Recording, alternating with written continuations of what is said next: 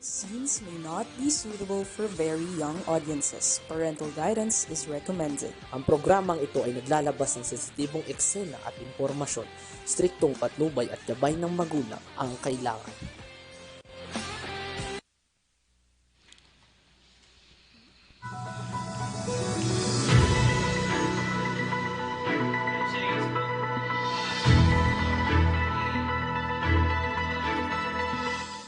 Sa ating mga balitang halian, magandang araw po, magandang hapon, magandang tanghali po sa inyong lahat. Sa ulo ng ating mga balita, kakdak itinalagang OIC ng Department of Migrant Workers. Samantala, 16 na patay sa missile attack ng Russia sa Ukraine. $22 million investment nakuha ni PBBM mula sa top companies ng Indonesia. PBBM patuloy na isusulong ang pagkakaroon ng Code of Conduct sa West Philippine Sea.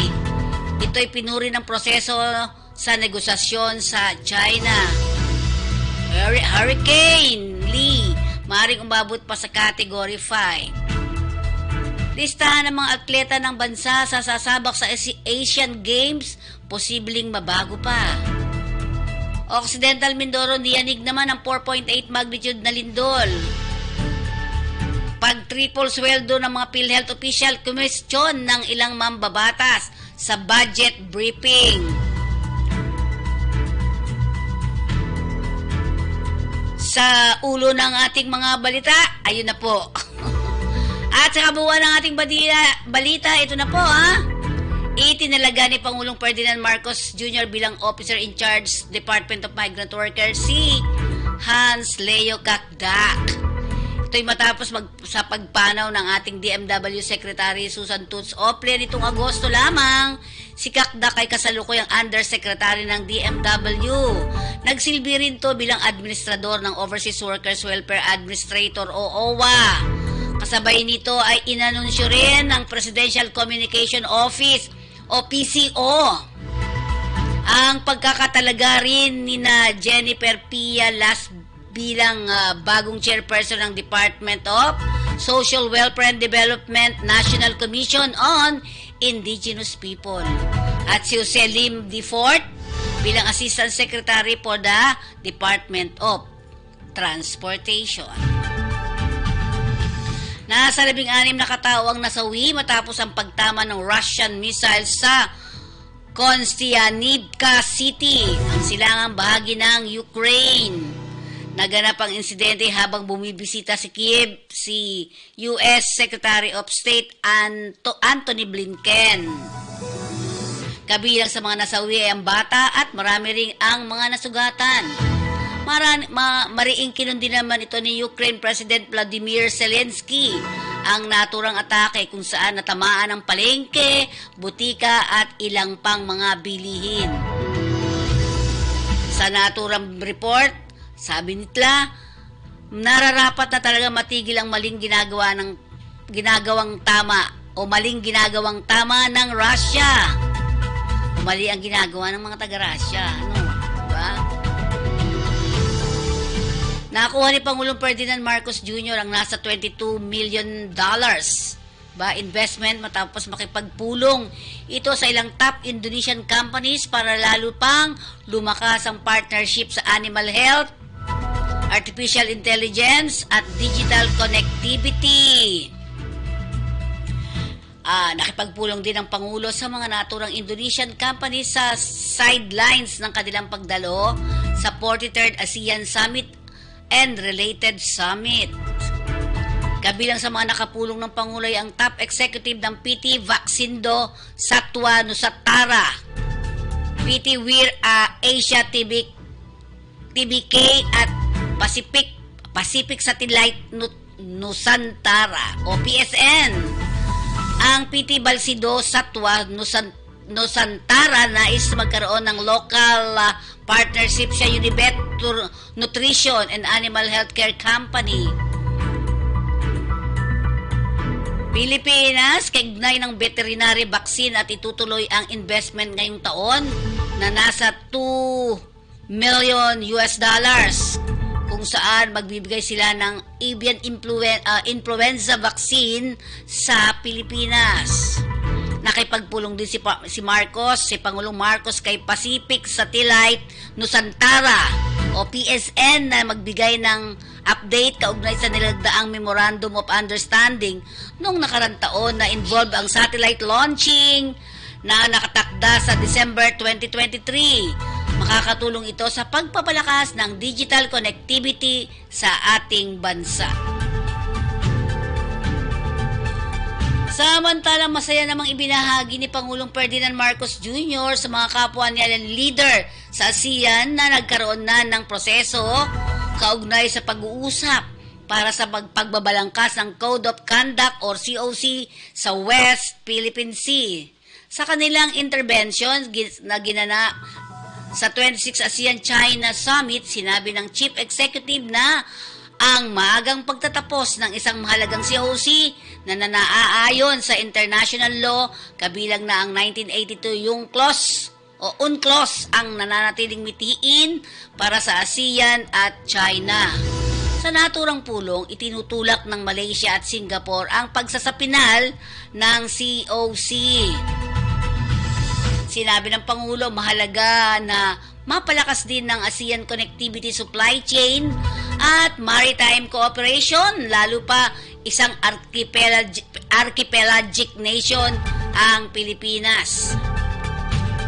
Binigyan din naman ng Pangulo pagkakaroon lamang ng paglago sa kooperasyon sa maritime domain kung may kapayapaan, seguridad at katatagan sa rehiyon alinsunod sa ating international law. Hurricane Lee. Lumakas pa at naging hurricane na ang bagyong Lee abang ito sa papalapit na Atlantic City sa New Jersey.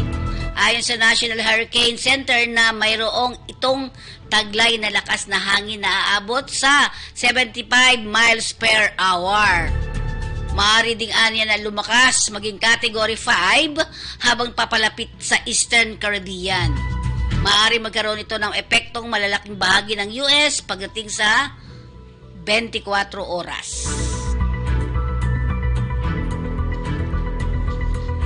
May mga pagbabago pa sa lineup ng national team na sasabak para sa Asian Games sa mga susunod na linggo. Ito ang sinabi ng Philippine Olympic Committee na si President Bambol Tolentino na inabisuhan na nila ang Hangzhou Asian Games Organizing Committee para sa naturang pagbabago. Ilan sa mga pagbabago ng lineup ng Gilas Pilipinas. Nakatakda kasing formal na i-anunsyo ng Samahang Basketball ng Pilipinas at PBA ang listahan ng mga manlalaro ng Gilas Pilipinas na sasabak sa Asian Games. Unang listahan ay aabot sa 395 na atleta ang bansa at isasabak ng Pilipinas sa 40 sports ng Hangzhou Asian Games na magsisimula sa September 25. Samantala naman, niyanig ng 4.8 magnitude na lindol ang Occidental Mindoro nitong nakaraang Miyerkules ng hapon lamang. Nai-record ito kaninang bago mag-alas 3 ng hapon. Ang epicenter ay naitala sa layong 9 kilometro sa hilagang silangan ng Santa Cruz, Occidental Mindoro. May lalim itong mga 30 kilometers at tectonic ang pinagmulan. Instrumental intensities ay nagsimula intensity 3, City of Calapan and Puerto Galera, Oriental Mindoro. Intensity 2, Abukay, Bataan, Ternate, Cavite. At para sa Intensity 1, Batangas City, Batangas, Tagaytay City, Cavite, Buwak, Marinduque, San Jose, Abra de Ilog at Magsaysay, Occidental Mindoro. Samantala, puntahan natin ang PhilHealth. Kinwestiyon ng ilang mambabatas ang pag-triple ng sweldo ng ilang executives at opisyal ng Philippine PhilHealth. Partikular nito nung kasagsagan ng COVID-19. Sa naturang budget deliberation ng House Committee on Appropriation para sa proposed 2024 budget na Department of Health o DOH, inungkat ni Anak Kalusugan Party List Representative Bry Reyes ang 2022 report ng Commission on Audit o COA kung saan nasilip ang pagtataas ng sahod ng mga PhilHealth official.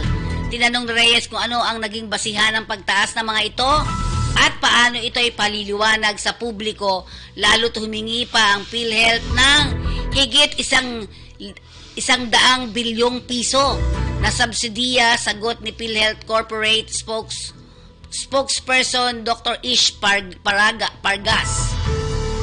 Ang taas sweldo ay batay sa Executive Order o EO 150 na galing sa Malacanang para sa standardization ng mga sahod.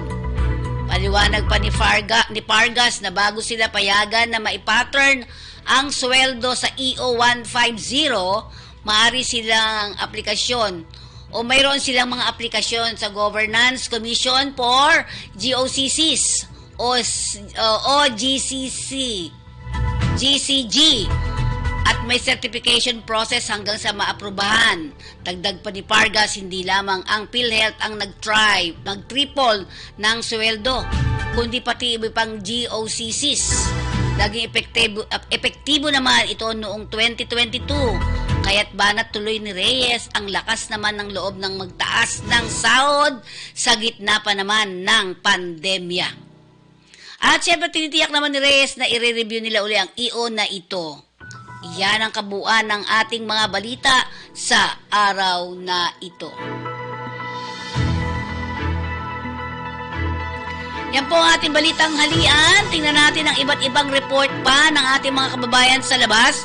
Unahin natin ang kay Sir Jeff, naman.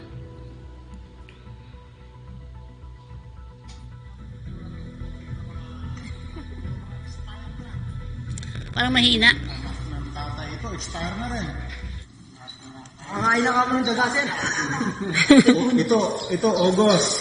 Ito, January, February, March. Ito, March. Expire na. Ay, putik na yan. Sana all na lang. Ito, Choco Lollipops. Naku, kailan kaya to? Huwag mong isa-sacrifice to, ma'am, ha? Baka ipakain mo pa sa mga kamag-anak mo. Ito, expire na rin. Yan, expire. Mama, ang pinag-uusapan dito po yung isang taon nang dagat noon na hindi na ibigay sa mga may-ari. Ito yung padala. Ito, February. Ito, February. Naman hitsura ng... Wait lang po natin, ha? Okay, buksan mo ako. Okay, so papasukin muna natin ang balita mula dyan sa labas. Papasukin natin si Katotong July Pudok. Hello, Sir July.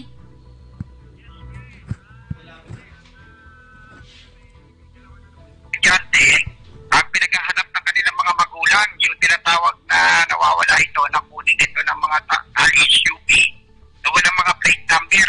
Dahil nga ito ay yan sa naganap yan sa may oriyan ng Bataan, ha? Sabay Dahil Bataan. Nagbigay sila ng ayuda, no?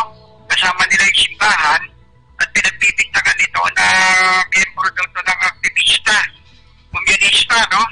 At halos nalulungkot ang kanilang mga magulang. Bakit hindi man lang daw, kinausap daw nila yung hepe ng Orion Bataan na sabi ng Orion Bataan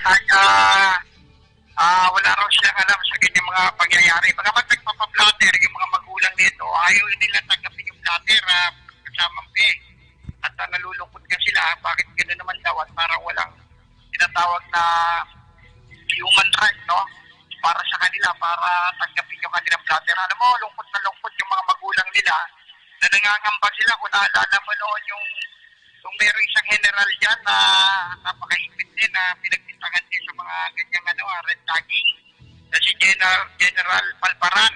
Naalala mo yun? Oo, natatandaan ko yun. Oo, ngayon ay talagang pangambang-pangamba sila dahil ang mga estudyante na to ay hindi taga-Bataan kundi estudyante ito ng Bulacan State University, PSU, na nag-aaral doon. At ngayon, sumasama sila sa mga simbahan para magbigay ng ayuda o tinatawag na parang mga medical mission. Pero ang problema, sila yung pinagbibintangan yata ng miyembro ng makakaliwa. Kaya dinukot sila ng SUV na walang plate number. So ito'y panawagan nila, no? Sa ating pamahalaan, lalo na kay PBBM, kay Secretary Benara Malus, at kay PNP Chief Benjamin Acorda, na kung pwede sila'y tulungan dahil sa kanilang mga anak na estudyante na nawawala, na sila'y nalulungkot baka kung anong mangyari sa kanilang mga anak. Ito estudyante uli, sasabihin ko, ng Bulacan State University. Para sa balitaang katanghalian, Ray Pudong reporting. Ayan, thank you very much. Yan po sa ating katotong July na nag-report tungkol dun sa mga estudyante, no? Na napagkamalang mga taong labas o mga parang mga NPA, parang ganon, ano? So, ayan, patuloy natin naman ang tanggapin ang balita naman. Ito yung kanina pinakita natin, uulitin lang natin dahil doon sa tinatawag nating mga sinasabi nga natin ay mga expired na mga 1 taon nang hindi na ito yung mga padala, di ba? Tama, mga padala ito mula sa abroad papunta sa Pilipinas, pero hanggang sa ngayon di pa rin nakukuha ng pamilya nila. Ulitin natin mula kay Jeffrey Balsa. Ito. Termos yan. Ayan yung mga product, ano? Termos. Nasaan yung, Alas, ano ba ito? nasaan yung expiration? Ayan, Nasaan? Expired. Arabic yan. Sige, basahin mo. Expired 02. So it means February. Yung KitKat mo.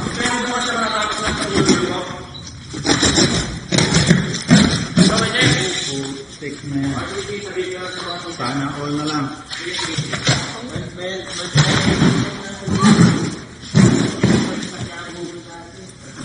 Ito naman is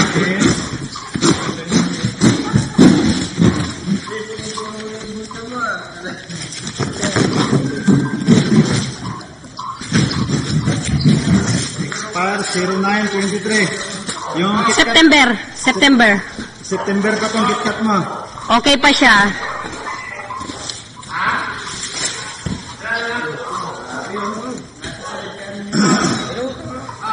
Ang dating ng pagahe galing Tarlac. Ayan. Ang dami pa rin na mga mga nabimbin na mga padala ng ating mga kababayan. Naranasan ko rin kaya yung ganyan. Ito, may mga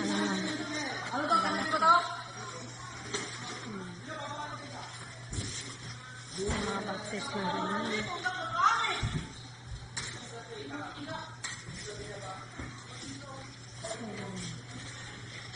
Isang taon halos, di ba? Na hindi natanggap ng ating mga kababayan. Ayan. Baka meron tayo dyan, RV. Kasi, naku, ayoko nga, expired na yan pag kinuha natin. Diba? Nagbayad ang ating mga kababayan. Ayan, galing media ko. So, ayan ang ating mga bagahe, yung mga kapamilya natin. Hindi po nila nakuha dahil hindi na i-deliver sa kanila. 1 taon na halos, no? Yan. So, yung mga iba na expired na, yung iba may expired ngayong September. Yung mga pagkain, alam niyo naman po, yung mga kababayan natin, lalo na yung mga OFW, o tayo mismo, mahilig tayo sa mga chocolates, yung mga padala galing sa labas, di ba, tuwan-tuwa tayo dyan, mga meatloaf, yan, mga ganyan, di ba, spam, yan, mga gusto-gusto natin, ano. So, ayun, medyo problemado, Okay, tingnan natin naman ang ating ulat panahon.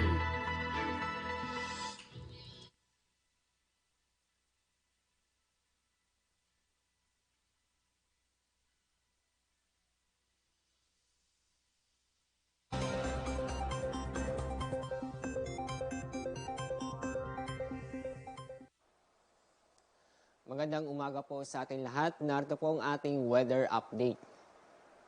Mahinang habagat o southwest monsoon ang nakakapekto sa kanlurang bahagi ng Northern Luzon at Central Luzon. Inyong mapapansin ang mga malawakang kaulapan po sa may bandang Sulu Sea ay hindi po natin inaasahan na magbubong low pressure area.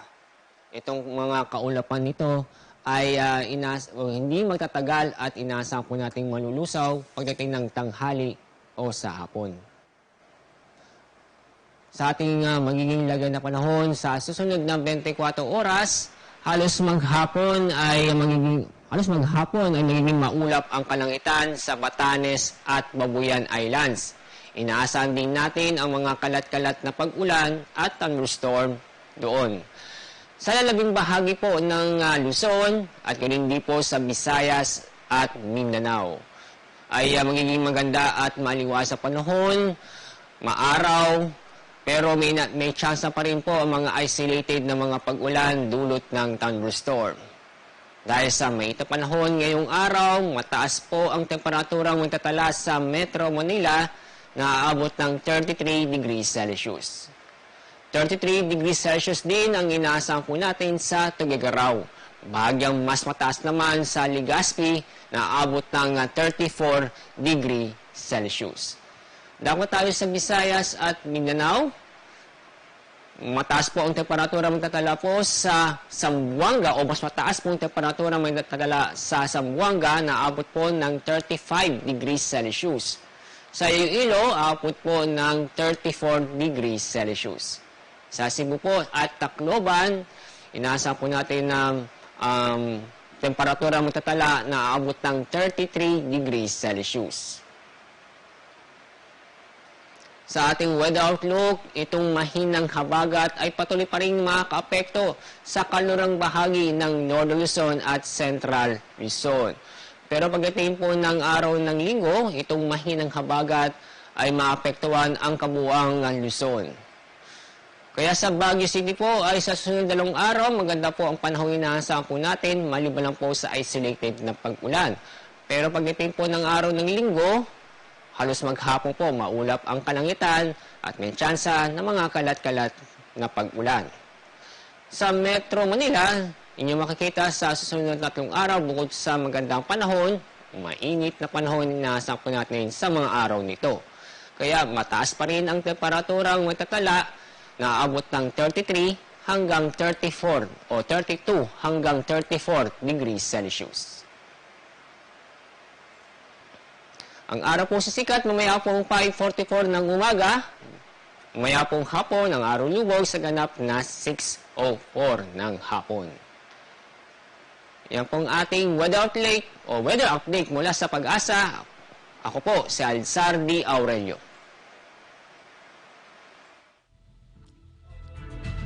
Ayan, nako. So, medyo maganda-ganda ba ang panahon sa araw na ito? Ayan. At bukas, alam ko birthday ng ating ating Mama Mary, di ba? Okay, at asahan pa rin natin, may mga report pa rin tayo mula kay July. Hello, Sir July.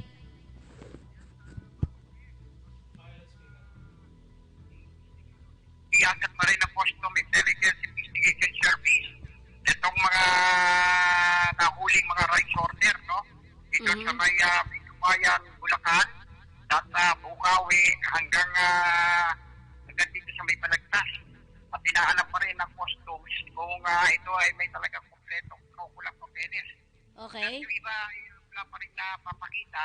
Yung iba ay konti-konti lang. Talagang ito ay hindi nila natantanan para malaman kung yung kanilang mga nilabas na imported rights smuggling ay makatotohanan na talagang nagsabi ito sa proseso ng Department of Agriculture at Bureau of Customs. Pero ngayon, talagang sinabi ni Customs Intelligence Investigation Service Chief Alvin Enciso na sila ay patuloy sa pagpapantay sa nasabi mga rights order sapagkat may kautusan ng Pangulong Marcos na talagang hindi nila tatantan ito at hindi nila kakatakutan. Kasi ito ay napatunayan nila ito isang rights order smuggling. Ito ay kakasuhan nila ng national sabotage, no? Sabotage, sanami, mata profiteering. So yan aking balitang Customs para sa tanghali Jiray Pudok reporting. Ayan. So, kumusta na ngayon ang ating custom? Well, sa ngayon ay marami pa silang mga nahuhuli, hindi lang yung mga bigas, kundi meron din yung mga iba't ibang mga kargamento na ito yung mga dumadaan sa X-ray at talagang hinahanap nila kung talagang ito nga ay mga may legal na kontrabando. Wala naman din silang gusto dyan. Talagang sinututupan sila ng Pangulong Marcos at sinabihan sila, lalo na si Commissioner Benvenido.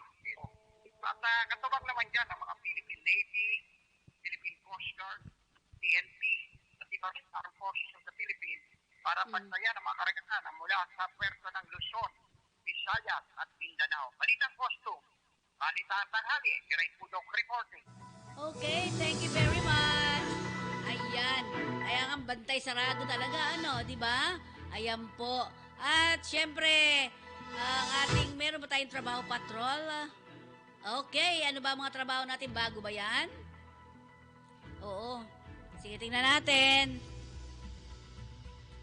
Ayan. Naku, asan to? Anong agency? LBS. Ayan. Sa GIME Services o Global Maritime Engineering Service. Ano mga kailangan? United Kingdom, di ba? United Kingdom yan, di ba? Yan.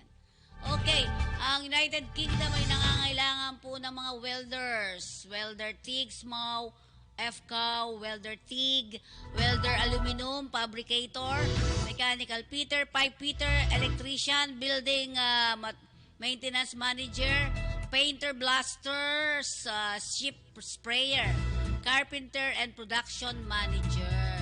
Yan po Lito B. Soriano. Yan po Solution Corporation.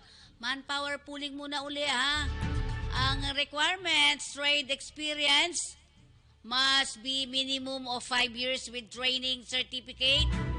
Must have shipbuilding, ship repair, and maintenance experience. Must be able to read and understand engineering drawing and interpret work instruction. Apply. Paano mag-apply siya? Send your updated CV to apply.yok, diba? Apply.yok at lbsrecruitment.com.ph. Ganon din naman ang arms.lbsrecruitment.com.ph. Yan. Next natin. Okay, IPAMS. Paborito ko to. IPAMS Day recruitment for the world's largest coffee house chain based in Saudi Arabia. Mga barista po ang kailangan dito, mga barista. We will accept walk-in application from 8 a.m. to 3 p.m. Sabi ng mga mag-start sila from September 11 hanggang 14. Monday to Thursday only po. Ayan po, mga walk-in. Qualification male, maximum age is 31 years old. High school graduate or ALT certified with barista NC2 is a plus. 2+ years of working experience in coffee shops, can do upselling and can establish rapport with customers. Presentable with good grooming and pleasing personality. Proficient in English. Must have passport valid for 3 years. And PEOS certificate. Okay, you can submit your authentic documents only. Submission of fake documents is punishable by under Section 101 Part 6 Rule 3 of the 2023 DMW Rules and Regulation. 1 and 2 years ban from joining the Overseas Employment Program. Saan sila pwede mag-apply for IPAMS? For 30 years, di ko makita. IPAMS Building, 723 Aurora Boulevard, New Manila, Quezon City. Processing fee, no processing fee, no salary deduction for manpower pooling po lamang. Ayan, mga barista gusto nila. Beware po, ingat po, beware of illegal recruiters and scammers.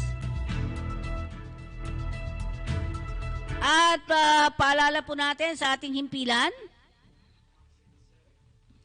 Ayan, nagugutom na ako. Ayan. Ang cafe and restaurant, ang Sincerity Cafe and Restaurant ay matatawagan sa 824-19990, 824-19972. Sincerity Restaurant, masarap ang chicken dyan. O, di ba? Ang Sincerity ay matatagpuan sa iba't ibang panig ng Kamaynilaan at bandang Quezon City. Meron sila sa 519 Quintin Paredes Street, Binondo, Manila. 238 Banawi Center, Banawi Street. Meron din sila sa ground floor Lucky Chinatown Mall, Binondo, Manila. Meron din sila sa Little Baguio, San Juan. Diba? Robinson's Magnolia and SM Mega Mall. 1956 nang ito po ay kanilang itayo bilang isang yan, ang pamilya Uy, di ba? Okay, ayan. Tingnan natin pa. Is it yummy? Yes. Sincerity. Sincerity. Ito. Ayan, 65 years na daw. Yeah, stop po yung recording. Okay, ayan. Next natin. Water, wala akong Continue eating. masarap na kumain. Diba? Ang absolute, ayan, absolute pure drinking water. Ito'y distilled drinking water. May pampamilya na, may pang sports pa at personal. Okay? Tingnan nga natin yung bata paano uminom ng I love this water.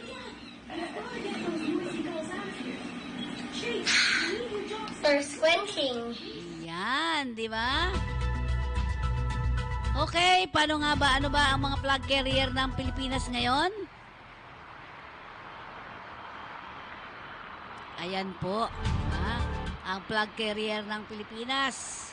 Gusto sumaka dyan. Alam niyo yung mga elderly natin. Kasi safe daw sila pag sumasakay dyan. Ang ating pambansang eroplano.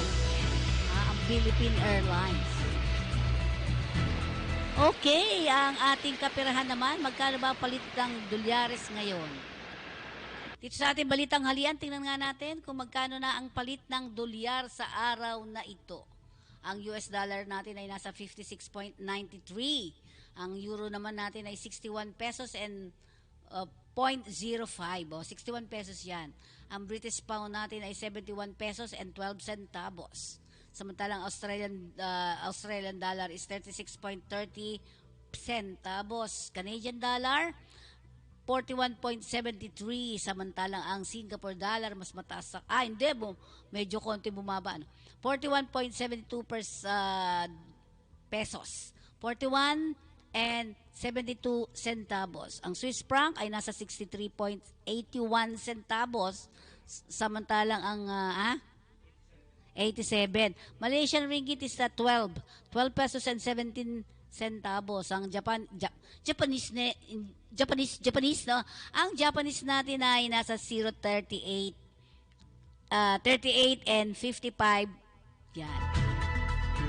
At syempre para sa ating lahat, ano ba ang mga kaalaman natin tungkol sa ating sa kontrata natin? Tingnan nga natin, ano ba ang mga kontrata natin? Kumusta? Paalis ka na ba?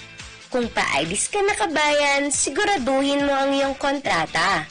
Tandaan mo, kontrata ang importante sa lahat. Ano nga ba ang kontrata?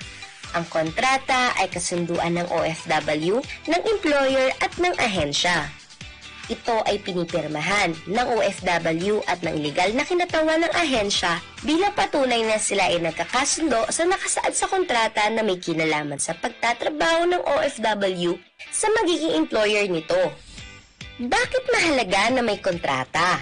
Ang kontrata ay isang proteksyon ng mga OFW dahil nakasaad dito ang kanilang mga karapatan, katungkulan, kalagayan ng pagtatrabahuhan, termino ng kontrata at benepisyo ng OFW. Ang di pagsunod sa kontrata ng sinumang partido ay isang paglabag sa batas at maaaring batayan ng paghabla ng kaso.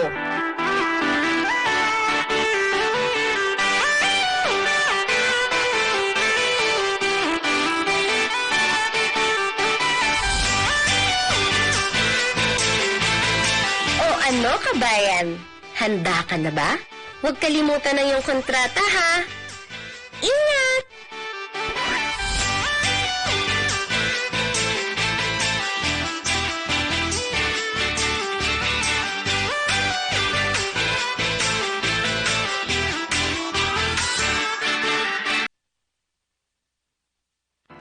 Ang human trafficking ay isang makabagong paraan ng pang-aalipin. Tapos na tayo dito, no? Ito ay paglabag sa dignidad ng tao. Ito ay isang krimen. Ang human trafficking ay ang pagkuha at paglilipat ng tao sa pamamagitan ng dahas at panglilinlang upang pagsamantalahan sa paraang prostitusyon, pornografiya at iba pang uri ng sexual na pananamantala, pang-aalipin o sapilitang paninilbihan, mail order bride o pag-aalok ng kasal sa isang dayuhan at ng Filipina na may kapalit na bayan, pagtanggal at pagbebenta ng mga bahagi ng katawan, pagkuha at paggamit ng bata para sa iligal na gawain, kabilang ang pagsali sa mga armadong pakikibaka, o pag-aampon ng bata upang sila ay pagsamantalahan. Sama-sama nating labanan ng human trafficking. Laban kontra human trafficking ay laban nating lahat. Tumawag o mag-text sa 1343 Action Line o dumulog sa anumang ahensyang miyembro ng Interagency Council Against Trafficking.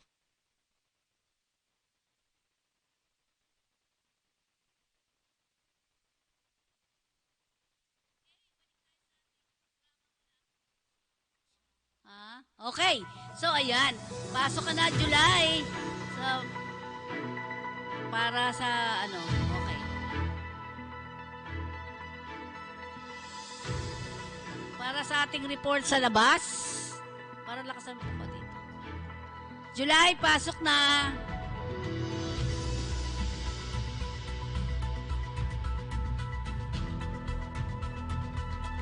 So, ayan mga kakampi ha. Tingnan natin kung makakapasok pa sa linya ayan, eto na siya. Okay. At syempre, sabi nga ay, hello? Hello? Hello, sir? Patuloy pa rin yung sinasagawa ng Philippine National Police dito sa tinatawag na drug random testing, no? Kasama na dyan yung police ng buong region, Luzon, Visayas at Mindanao, dahil maraming nagsukang positibo dito sa nasabing drug random testing. Ang karamihan pa dito ay mga epe ng police, lalo na sa Mandaluyong. Okay. Yung mga so, maraming nasibak na positibo na tinatawag na police na ating ay talaga naman, kung kailan sinisweldohan doon sila ng taong bayan, sila pa raw yung ating, paano sila paano na raw yung sinasabi nilang motto na reserve it to protect, mampi. Oo nga. Oo, wala na. At talagang takot na sila. Kaya ibig na lumapit sila sa puso. Minsan, tinatawag na nila kung may kapal. Abakot na talaga sila doon. Pero ito, at sabi nila, dapat daw, ito yung bigyan ng leksyon. Dahil kasi nagpapaswerte sa kanyang mampi, sa kamamamayan Mabahit ka na sa. At kahit na yung pulubi, na bumibili na kanyang may added value taxyon, saka yung mga nagtitinda na sigarilyo. Pero dapat na simpihan tayo, hindi, nawala na lang yung Philippine National Police, tinawag na ito, Police Local Pack. So, halit 25, no? Yung nag-positibo, at meron pang 8, at meron pang mga iba pang ano. Alam mo, Mampe, walang sinisino rito kay General. Okay. Colonel, Major, talagang parehas. Pag nahuli, sir, Sir July, kapag nahuli, Yes, ma'am. kunyari, nag-positive ang isang police, anong gagawin? Sisipagin. Okay. Si Bak Ang pala. problema, pag ituloy pa rin yung sweldo, sabi nila, parang hiring sipak yun. Oo nga. Nagsisweldo. Ay, masarap yun, ha? Sumusweldo ka nang walang trabaho.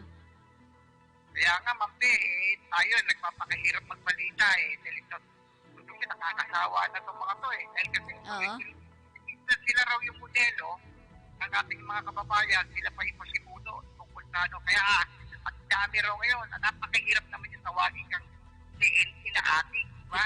Oo nga.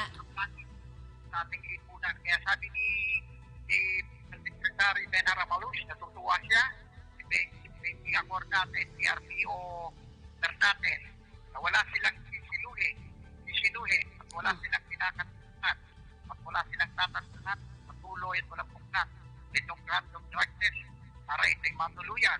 At pwede lang daw, tapo na lang daw ito siya tagat-tagatang apoy para matodas na itong mga to. At ngayon, yan lang, at ibig tayo to serve and to protect, tayo na yung nagpo-protect na sa kanila, tayo para yung nagsa-serve. Para sa Malia, July Punong reporting. Ayan ang kahuli-hulihan natin reporting kay July. Ayan, salamat po. Maraming salamat. At batay dito, ating pakinggan, nakuha natin to sa Senado, ha? Itong usapin tungkol dun sa minaltratong kasambay. Tingnan nga natin at pakinggan natin bago tayo magtapos ng ating programa. Ito po yun. Nagpunta po siya doon sa may papuntang kasina sa loob po. Sa may pinto siya nagtayo, sabi sa akin, ikaw, huwag mo ulitin yun, ha? Dadadaputin kita. Tinataasan po ako ng boses at tinuturo-turo niya po ako. Ma'am Liza, tama. Sabi dito, dinuro-duro niya ako, tinasan pa niya ako ng boses. Sabi niya, kapag inulit ko pa yan, dadamputin talaga kita. Sabi sa akin na matabang babae na si Ma'am Liza. Your Honor, yung... And it fits the description. Your Honor, hindi ko po siya nakakausap. Bali, nakita ko lang po si LB nung before pandemic po na nagkandak po kami ng mobile patrolling. Sakto po yung sa tindahan po ni Mr. Ruiz ay may gasolinahan po, Your Honor. Nung nagpapagasolina po kami ng mobile, bumaba po ako ng mobile para bumili po ng prutas. Ngayon, sabi po ni Mrs. Franz, kiluhan ng prutas po, bumibili po ako ng ubas. Ngayon po, bigyan po ng 1 kilo si Ma'am Lisa. Sinabi po doon sa mga tendera. Ngayon po, pagbayad ko po, dahil tapos na po kami magasolina ng mobile, sumakay na po ako. Doon ko po nakita si LB na nakaupo po doon sa may tabi ng freezer. Okay. So bakit siya mag-akusa sa iyo nito na nanduro ka sa kanya, nanakot, kung hindi naman pala totoo? Ano pong motibo sa palagay mo? Hindi ko po alam, Your Honor. Kung siya po ay tinakot ko dun sa tindahan, yun po ay palengke, open po yung... Kaya nga sa dinami-daming pulis, may mapayat, may matangkad, may maliit, it fits your description, at ikaw ang sinabi niya na tinakot mo siya. Bakit nga? Siyempre, merong dahilan. At kung nagsisinungaling siya, may dahilan din. Bakit siya magsinungaling? O sige, kumukontra ka doon, sinabi niya, ano ang dahilan kung bakit siya magsisinungaling laban sa'yo? Hindi ko po alam, Your Honor. Wala, di ba? Wala siyang dahilan. So, ibig sabihin, nagsasabi siyang totoo. Kasi po ako po ay, lang po... Maliban na lang kung kayo ay nagbanggaan noon, may alitan kayo, nainggit siya sa'yo, things like that. Pero ikaw mismo sabi, hindi mo alam. So, walang dahilan para kagawa-gawa siya ng story against you. That means she's telling the truth. Kasi po, Your Honor, at the same time, hindi ka naman, siguro yung mga superior mo, hindi naman basta-basta kang itatransfer kung wala silang kitang basehan for the transfer. Sino po nag-transfer sa kanya? Yung provincial director po namin. Okay, kayo po yung provincial director, Colonel. So what was the basis for your decision to transfer Sergeant Palabay from point A to point B? So she was transferred, sir, para magkakanda kami investigation para hindi niya mahamper yung investigation doon sa Mamburao, sir. Pero meron kayong paniwala. Kaya nga, meron probable cause sa tingin ninyo na talagang nagsasabi totoo si Ma'am Elby. Kaya sinasabi nyo, kasi kung wala ka nakita probable cause na talagang nagsasabi totoo si Ma'am Elby, pwedeng steady mo na siya status quo doon sa kanyang situation, right? Pwede yan, sir. Pero sa akin kasi, sir, para maging partial yung investigation doon, ililipat ko muna, sir, dito sa Occidental Mindoro PPO. Exactly. Because you believe in her accusation. Because if you don't believe in her accusation, regardless, steady mo na siya kasi baka gumagawa ng istorya. Tama? Pwede rin yun, sir. Kailangan ko nga, sir, isililipat ko lang muna sa PPO para magkanda. Okay, yes, nilipat. Ngayon may nasempa ng kaso, nasa korte na ata. Tama?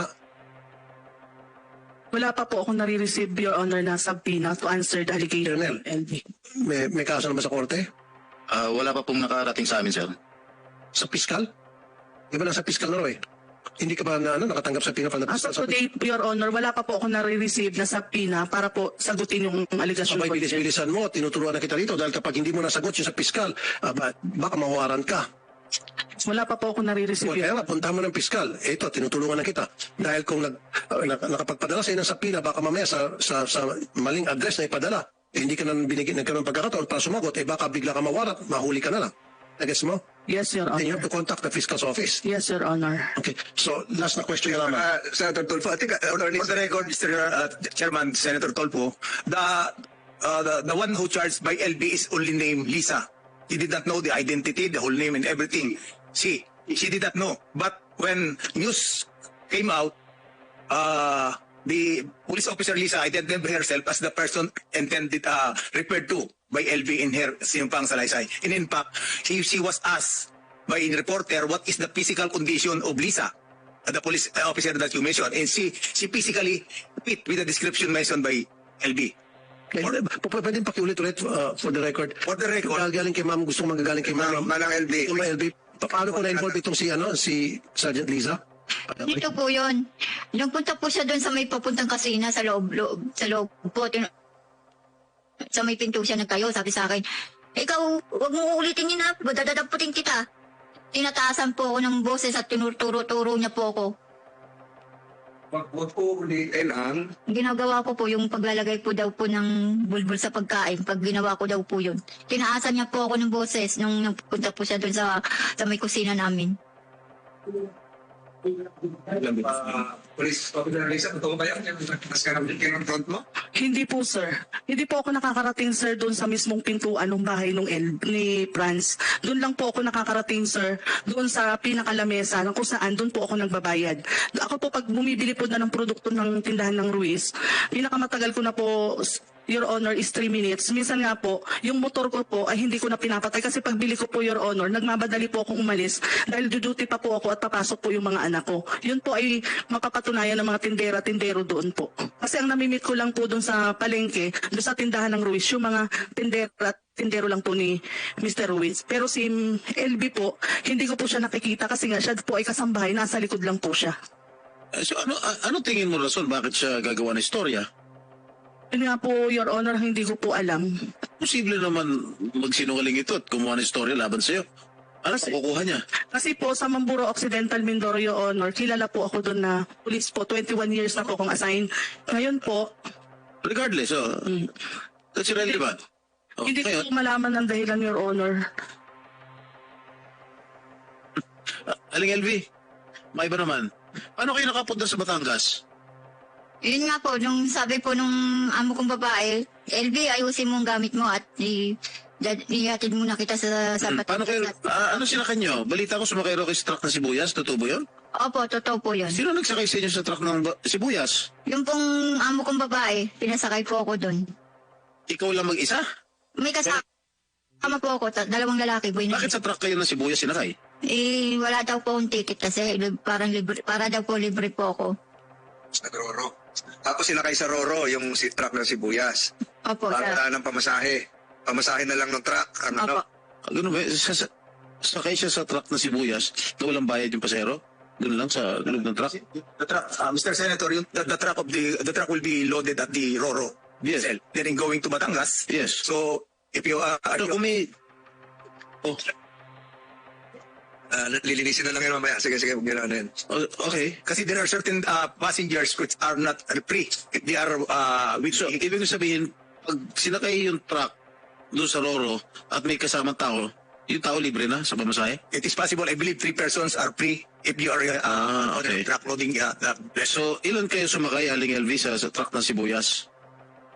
Kasama, para pong 5 po kami. 5? Po yung driver. Di ba sikip kayo dahil parang sibuyas yung katabi ninyo yan? Opo, puro sibuyas po. Gaano katagal yung biyahe? Mga para pong 3 oras? Opo. Dusa? Sulog-dusa kayo ron? Opo. Wag daw po ako bumaba. Ngipat sa kabilang room.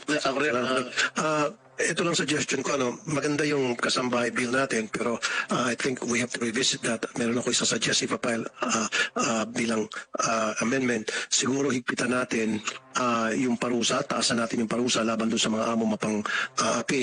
And siguro lagyan natin doon na tama kayo may monitoring, dapat merong hotline yung each barangay na pwedeng tawagan ng isang kambay in distress. And kapag mawag isang kasambahay, dapat yung numero na madali may memorize, siguro 3 or 4 numbers. Okay. Pupunta agad yung social worker, kasama yung tanod and kasama yung PNP para i-check kung totoo yung sumbong. At kapag na-verify yan, agad-agad damputin si amo at kasuhan. Only then, protection na natin yung ating mga pobreng kasambahay na palagi nasasaktan. Kasi time and time again, nakatanggiba ko ng ganitong klaseng reklamo, napapabayaan, nagmumukha silang kawawa. Ang pinakamasaklap pa nito, in my experience, palagi silang binibintangan na nagnakaw. Kapag naipit na yung amo, nabugbog na sa kasambahay, ang gagawin ni amo, paplantahan ng mga pera, relo, kung ano-ano pang mga alahas, si kasambahay sabi nagnakaw. Napabaliktad patuloy si kasambahay. Si kasambahay, in some cases, atas na lang kaysa naman makulong dahil nga nagnakaw, qualified theft. So those things has to be changed. And I will file a bill na this time, kasama doon sa kasambahay law ninyo, Senator Estrada, na magkaroon ng mas matibay pang proteksyon natin mga kasambahay and then mataas na parusa. Dapat one-strike policy laban doon sa mapang-api mga amo. Salamat, Mr. Chair. As thank you, Senator Tulfo. As the principal author of the Batas Kasambay, I'm open to revisit the Batas Kasambay and to provide some amendments if you wish. And I will also include that in the agenda on August 29 during the Committee on Labor hearing.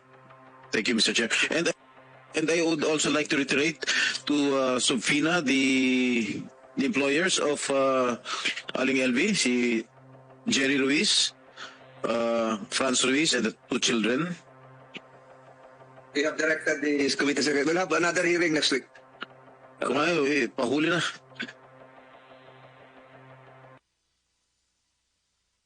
Okay, at syempre mga kakampi, ayan ha, lesson learned na naman po natin. Yan, dapat po talaga ay bantayan natin yung ating mga kasambahay at dapat mag-ingat din tayo, di ba? Dahil sa mga ganitong klase, alam naman po ninyo na may mga ang pagsasamantala sa ating mga kapwa po ay hindi maganda, di ba? Tao rin po. Kung may nangyayari sa ating mga kasambahay sa ibang bansa, dito pa sa Pilipinas, meron din pala. Okay, ang ating balitang halian po ay nagtatapos sa ating huling ulat na yon. Ano po? Ang Kakampi Online kasapi ng Philippine Online Broadcasters Association. At lagi po nating tatandaan, pag may naapi, may kakampi. Paalam na po!